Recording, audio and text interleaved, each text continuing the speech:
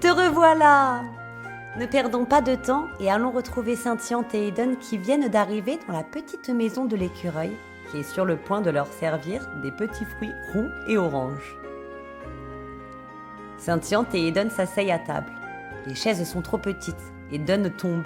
« À table vide, vous petits garçons !»« On vous a déjà assez attendu !» lui dit alors l'écureuil. Il se relève et se met devant la table, se tenant sur les genoux, rigolant doucement. « Comment pouviez-vous nous attendre alors que nous ne savions même pas que nous venions ici ? Nous savons tout en avance. » L'écureuil vient mettre un fruit orange dans chaque bol devant eux en disant « Mangez maintenant !» Scintillante répond « Oh, les fruits de l'amour en cage! Merci beaucoup !» Elle engloutit tout le fruit en quelques secondes. Eden en prend un dans sa main et croque un petit bout. La peau dure se craque. Le visage de Eden se crispe sous l'amertume du fruit. Puis, lorsque son jus sucré remplit sa bouche, ses yeux s'ouvrent de plaisir. « C'est délicieux !» L'écureuil dit alors « Le sucre de l'amour en cage s'offre toujours après avoir été libéré de sa peau. Car c'est dans sa peau que se contient toute l'amertume. » L'écureuil sert alors la tisane de cannelle, miel et citron dans les bols vides. Eden regarde tout autour de lui.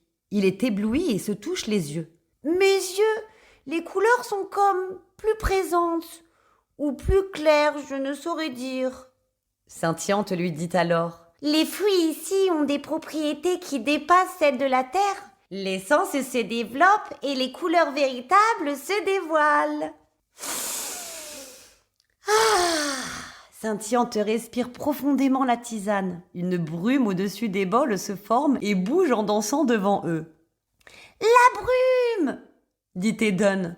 La brume forme 3 petites filles qui marchent dans une montagne. Eden les regarde avec des grands yeux et demande « Qui sont-elles ?»« La brume adore parler d'elles, » répond l'écureuil en montant les sourcils. « Ce sont les 3 princesses. »« Et où vont-elles ?»« Elles cherchent leur robe pour le bal. »« Dans la forêt ?»« Oui, sur l'arbre aux robes en diamant. »« Un arbre aux robes ? Comme c'est amusant !» dit Scintillante. « Allez, buvez maintenant !» demande alors l'écureuil. Eden regarde son bol avec un air un peu triste. « Que se passe-t-il » demande Scintillante. « Si je bois, alors la brume disparaîtra. » L'écureuil lui répond. « La brume ne disparaît pas. Elle est toujours présente. C'est un esprit. Elle utilise juste les vapeurs pour apparaître. » L'écureuil prend une gorgée de thé, puis met la main devant sa bouche pour souffler dessus. À l'intérieur du creux de sa main, une buée apparaît. Et de cette buée, la brume se met à danser. Scintillante et Eden se mettent à rire. C'est magique! Eden demande. Alors la brume peut toujours venir? L'écureuil lui répond. Si la brume t'a choisi, oui.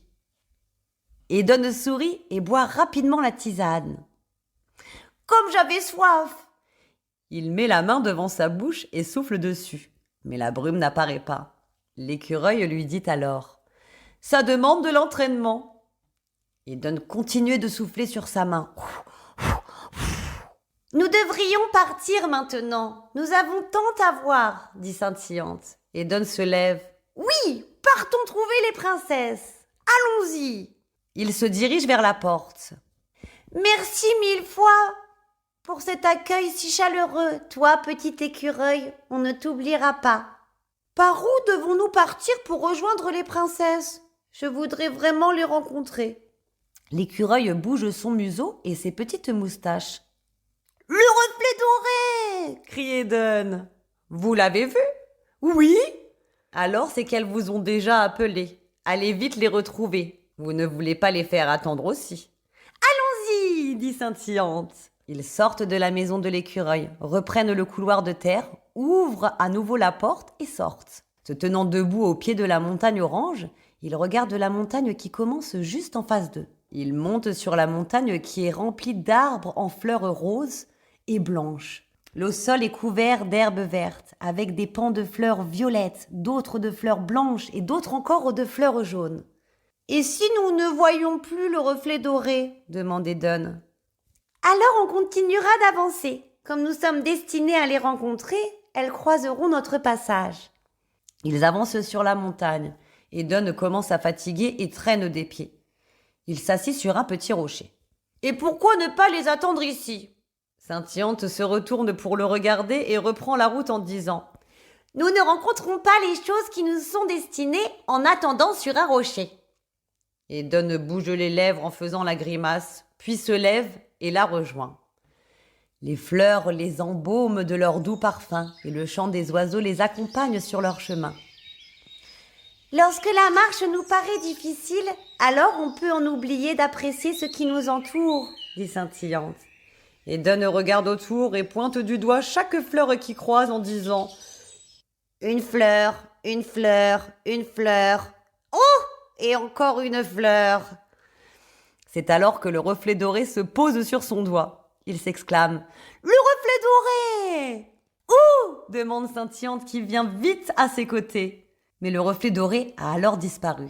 « Il était là, sur mon doigt !» Il réapparaît sur le tronc d'un arbre, puis sur l'herbe devant eux. Scintillante saute et survole au-dessus des arbres pour regarder autour.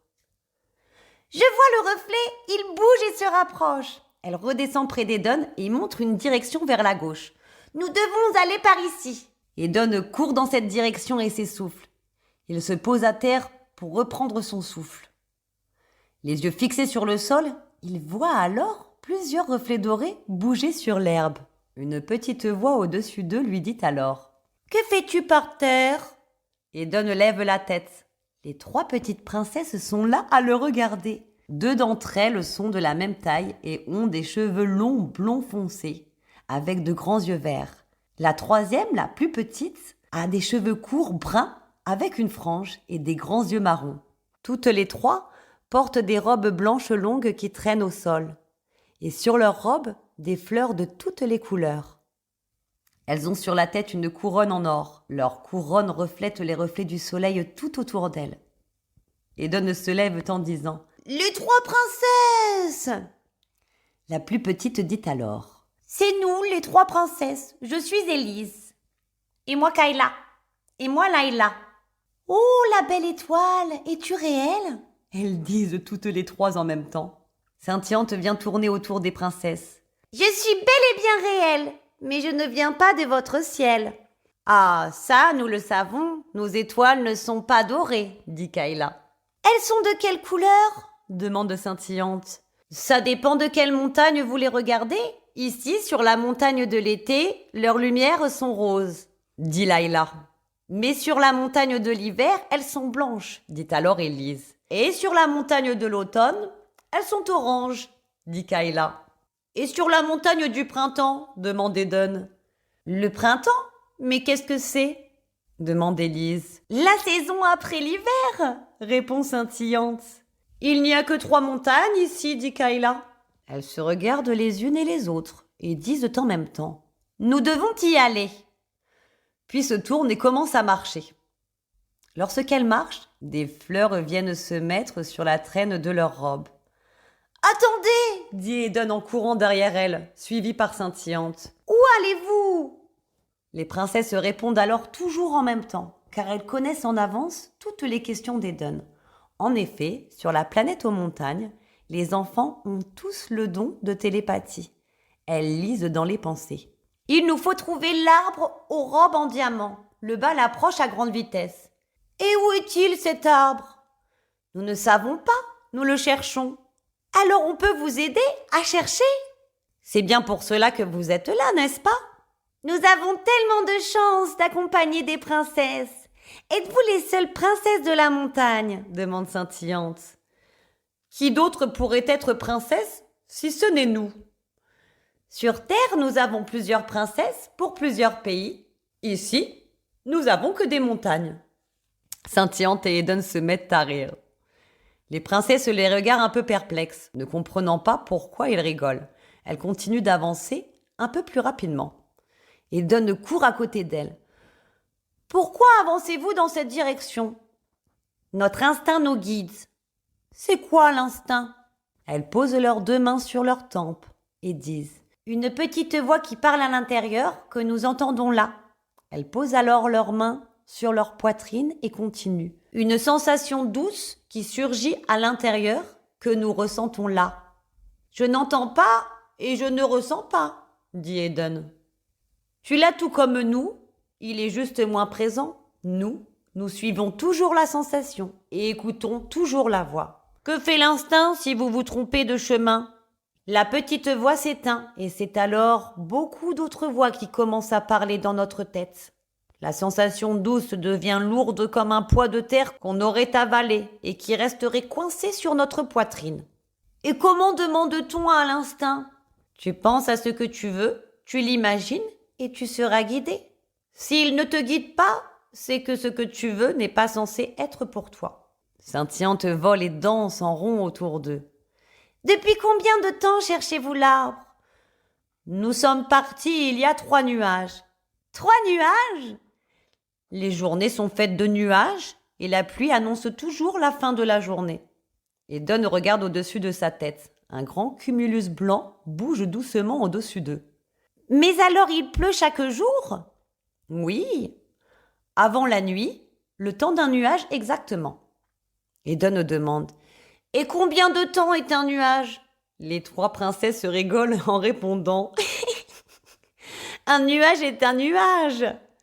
Scintillante regarde le ciel un moment et dit: je sais, par le mouvement lent du nuage, alors un nuage égale à 1 heure. Comme c'est amusant, les montagnes, les nuages et les robes dans les arbres. Oh, que j'aime cette planète! Les 3 princesses sautent plusieurs fois en regardant devant elles. Elles rigolent et leurs visages s'illuminent par les rayons du soleil. Elles disent alors à Eden et Scintillante: l'arbre aux robes! Ouh, demande Eden en sautant et en regardant tout autour de lui. Il voit alors des millions de reflets juste devant lui. Les princesses courent, Eden les suit. Ils arrivent au pied de l'arbre aux robes en diamant. Les 3 princesses se mettent à genoux devant l'arbre, les mains en prière. Elles chantonnent. Notre instinct nous guide toujours à bonne destination. Notre marche nous mène toujours vers notre imagination. Notre lumière nous porte toujours là où nous devons être. Merci à nous, merci à vous, nos rêves et à notre planète. L'arbre est totalement blanc et tellement grand qu'Eden ne voit plus le ciel, mais seulement les diamants des robes qui se reflètent sur lui et le fait briller. La bouche ouverte et sans un mot, il regarde les longues robes faites en diamants. Chaque robe est un des fruits de l'arbre et pousse sur ses épaisses et longues branches blanches.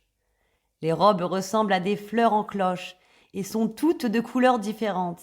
Elles brillent de milliers de reflets colorés et dansent au vent. Les yeux d'Eden se mettent à briller. Il ne désire alors qu'une seule chose, en porter une.